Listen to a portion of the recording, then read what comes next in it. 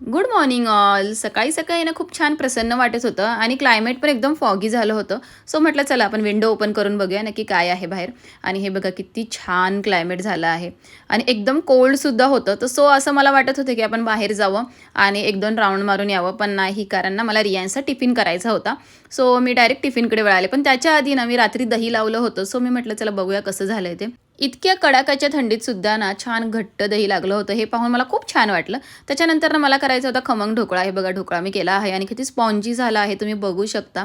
एकदम मस्त त्याला टेक्स्चर आलं होतं आणि त्याच्यानंतर व्यवस्थित कट केले आणि सर्वांना सर्व्ह केला. आता हा ढोकळा ना मी घरीच प्रीमिक्स तयार केलं होतं आणि त्यापासून बनवला होता. आता आईंची ना ब्लड टेस्ट करायची होती म्हणून पॅथॉलॉजीमधून हे आले होते आणि आता ही टेस्ट आम्ही का करतोय किंवा त्याच्यामागचं रिझन काय आहे हे तुम्हाला मी लवकरच सांगेल.